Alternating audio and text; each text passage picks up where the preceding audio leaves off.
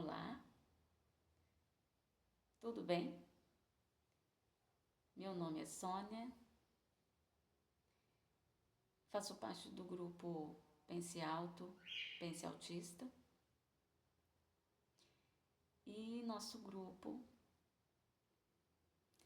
tem se proposto a ser um lugar de acolhimento.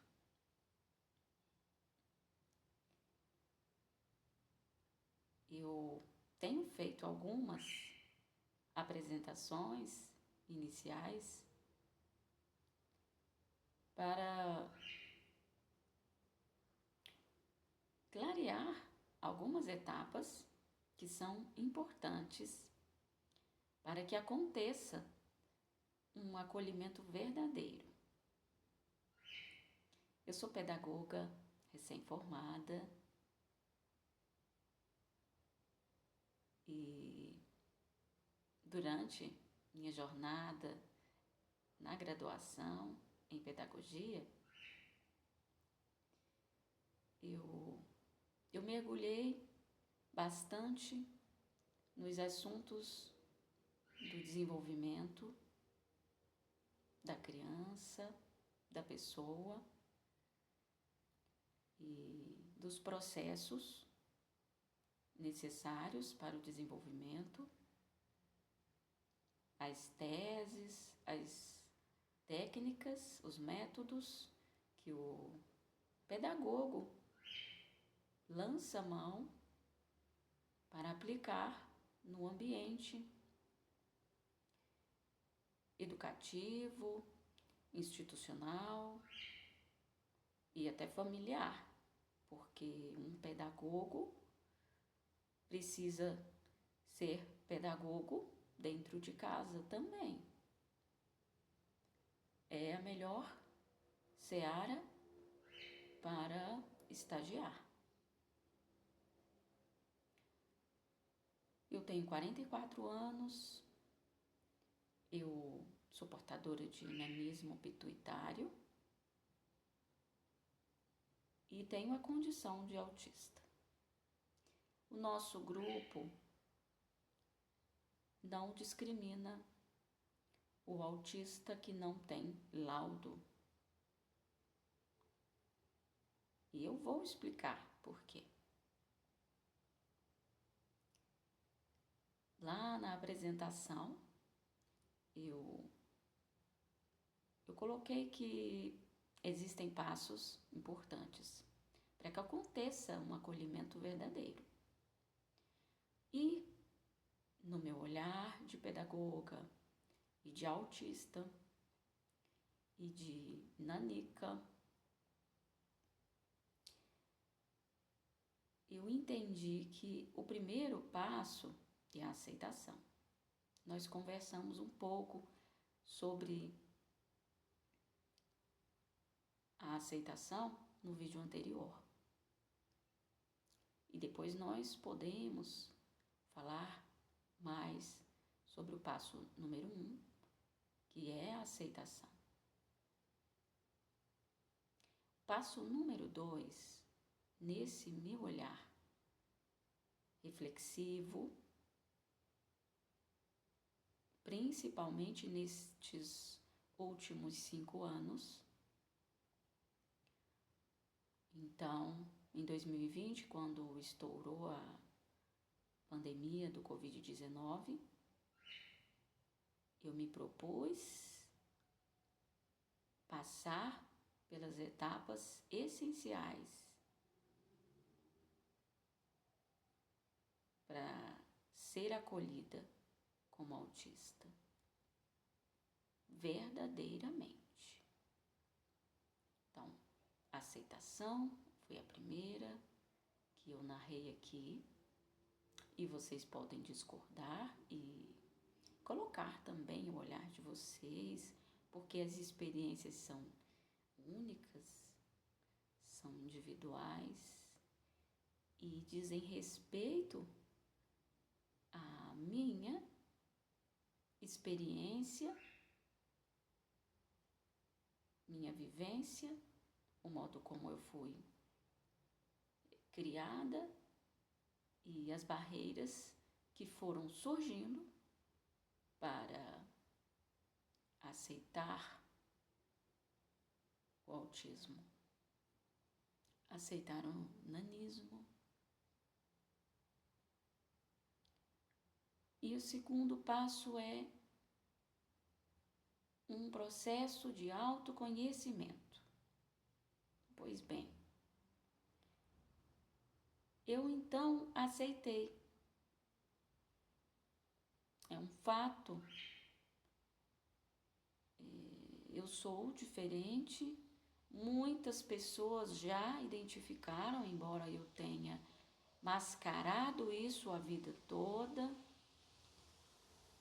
Barreiras maiores foram surgindo quando eu não soube lidar com conflitos conjugais e eu fugi, eu achei que era mais fácil terminar uma relação do que resolver um problema ou assumir algo mais escuro para mim, mais escondido, nem tanto, porque à medida que o tempo passa, você não consegue disfarçar 24 horas. Você não consegue camuflar e fingir que é alguém que você não é o tempo todo. E à medida que nós vamos ficando adultos e amadurece um pouco mais, cada vez, não é? A cada 10 anos, a gente amadurece um pouco, a cada 5 anos. Né? Eu tenho demorado bastante tempo para revelar meus traços para mim mesma. Não estou falando que estou revelando para a comunidade, para o meu trabalho, para os meus amigos, para o meu cônjuge, para o meu namorado, para os meus filhos. Eu estou falando que eu tenho demorado para revelar para mim mesma. Então, eu aceitei. A partir do momento que eu aceitei, eu vejo como importante o processo de autoconhecimento.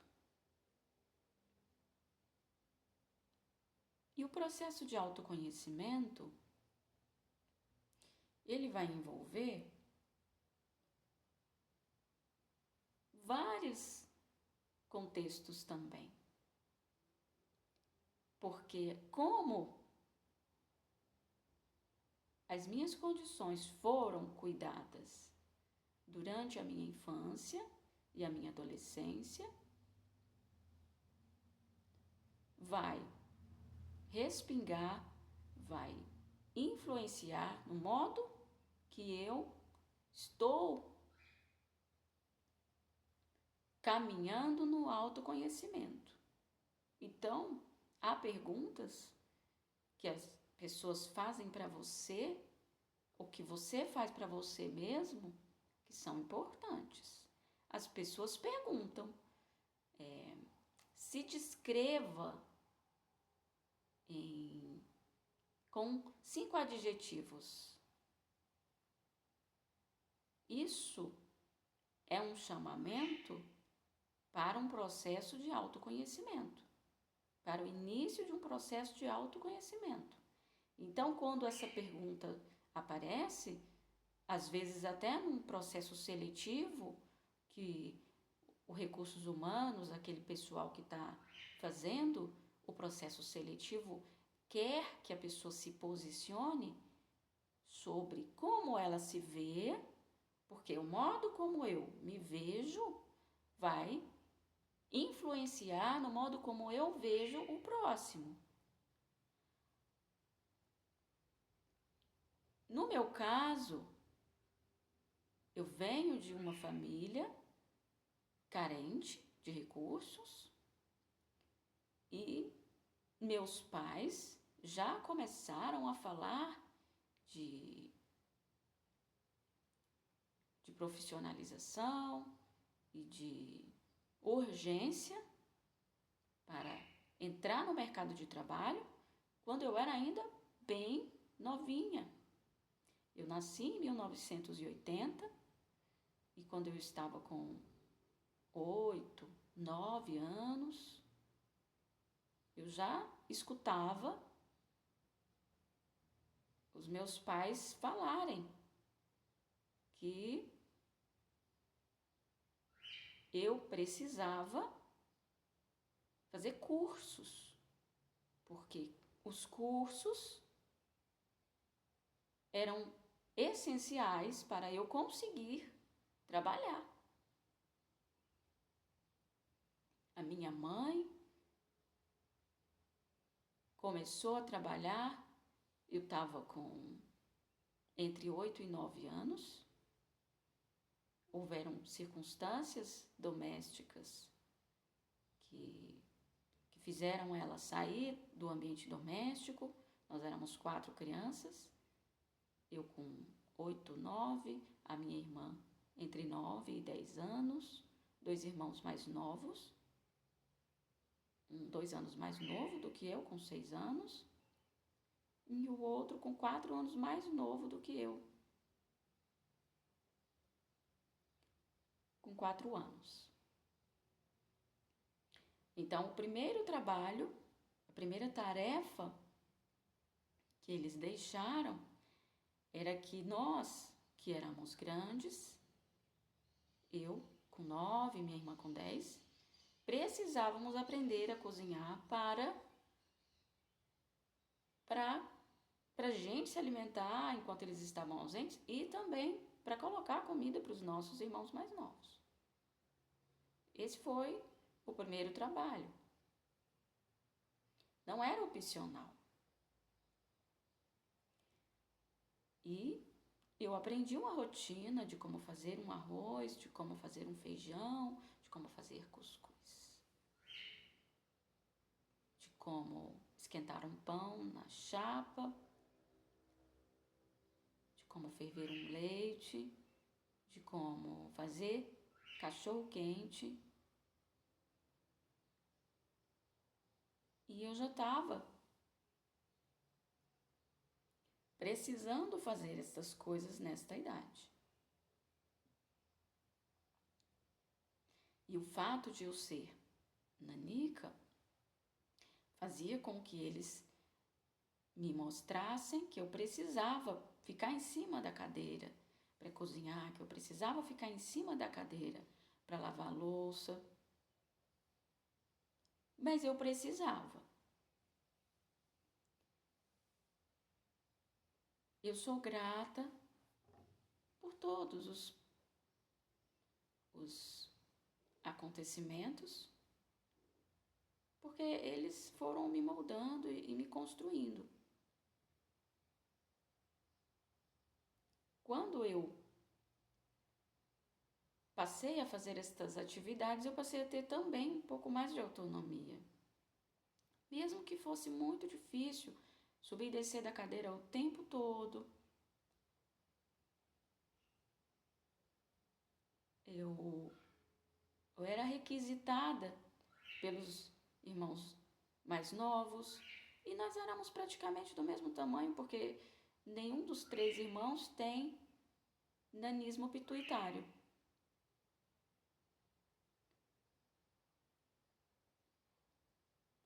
A minha irmã era mais velha do que eu, mas ela não conseguia assimilar esse treinamento para cuidar da gente e para cuidar dos meninos menores. Ela ficava alheia. Meus pais davam uma recomendação para nós duas, mas ela não fazia. E assim que as coisas rolavam. Na hora os pais se ausentavam e Ela queria brincar, ela queria ir para a rua. Tá certo. E eu me sentia bastante pressionada. Eu começava a ter uma sensação de perigo iminente,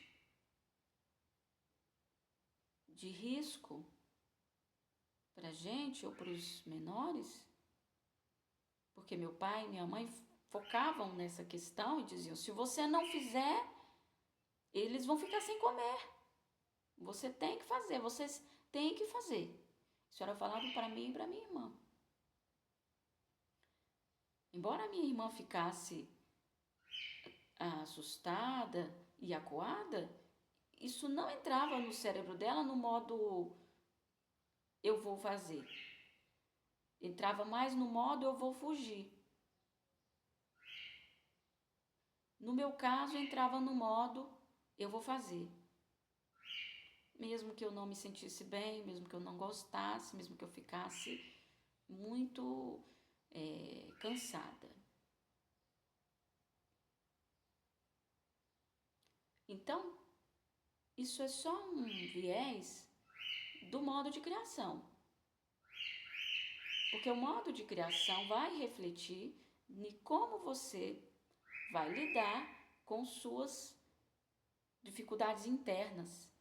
Veja bem, eu preferi colocar uma máscara e fingir que eu não estava sofrendo ou tendo dificuldades emocionais para adotar aquela operação.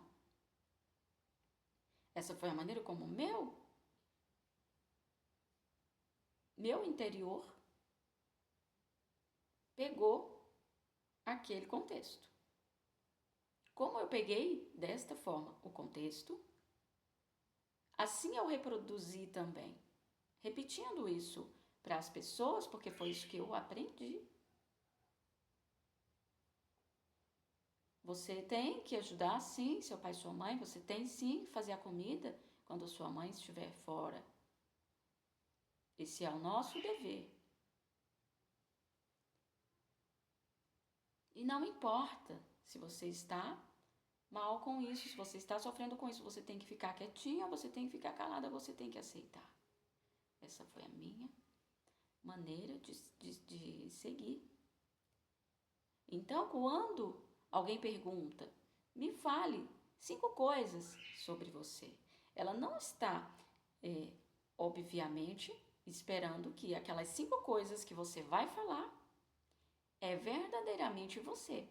Mas é como as pessoas te veem. A princípio, quando você começa a trabalhar essa ideia, você começa a dizer o que as pessoas falam de você. Então, o que as pessoas diziam de mim? Ela é trabalhadeira, ela é generosa, ela gosta de ajudar, ela é rápida, ela obedece. Isso vai sendo gravado na minha mente e eu vou reproduzindo essas falas como 5 palavras do que eu sou. Eu vou falar muito isso. Eu sou trabalhadora, eu sou esforçada, eu sou generosa, eu sou solidária, eu obedeço. E isso é só o começo. Para começar ali a mergulhar no seu eu, para você começar um processo de autoconhecimento, porque vem a outra pergunta. O que as pessoas falam que você é? Quando você repete as mesmas palavras do que você disse que você é, está havendo alguma questão ali, porque normalmente não é assim que funciona. Nós não sabemos como somos, nós repetimos o que disseram que nós somos, E quando a sua máscara cai, a camuflagem ali de uma maneira de ser que as pessoas entendem como um desvio, ou inadequado, ou desagradável, é um defeito. Não é uma coisa que você é. Então, tem essa pergunta: quais são os seus defeitos? E às vezes, aqueles 5 defeitos que você narrou são algumas coisas do que você é. E esse é só o começo para você dar partida num processo de autoconhecimento que envolve aceitação, envolve se abrir para conversas aonde você escuta a narrativa de pessoas que querem expor sua narrativa e aonde você troca. E você começa a revelar algumas sensações, alguns pensamentos, algumas facetas da sua personalidade que você não tinha coragem de aceitar, de perceber que aquilo faz parte de você e poder colocar aquilo como uma questão que é sua, da sua personalidade, e narrar isso. É um processo de treinamento, de abertura, porque para poder ter esse momento tem que ter uma abertura, então tem que ter um acolhimento, tem que ter uma recepção, tem que ter um ambiente, um grupo. E aí você começa a jornada do autoconhecimento. Ela tem muitas outras maneiras de acontecer.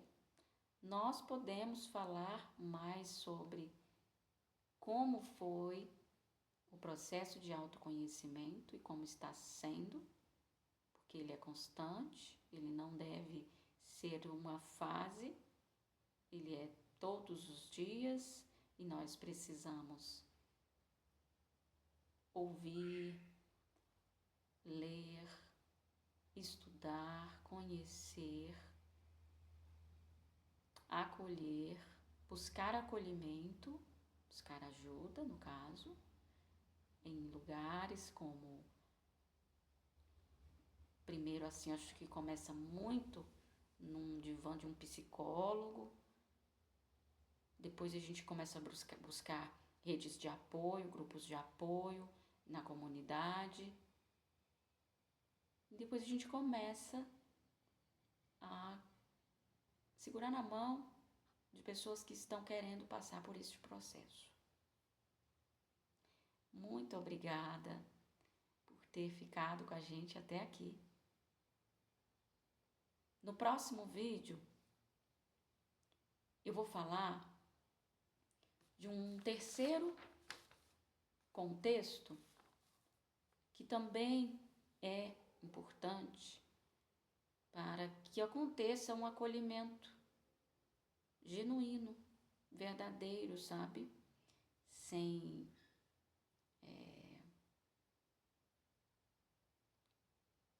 a mecânica de cara crachá, do tipo, eu mostro o laudo com um CID e aí então eu sou acolhida.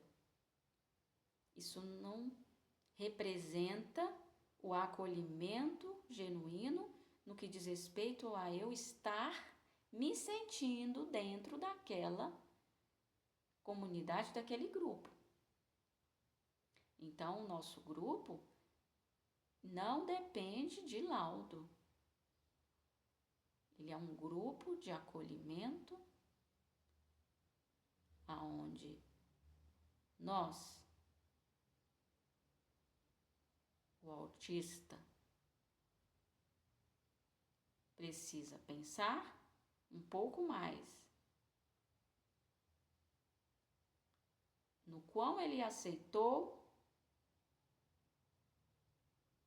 e ele passar a pensar como um autista, porque ele se enxergou verdadeiramente dentro do cenário. Ele aceitou, ele está no processo de autoconhecimento, e aí a terceira etapa eu chamo de pertencimento, e eu vou falar um pouquinho no próximo vídeo. Fique conosco, seja muito bem-vindo e até mais. Tchau!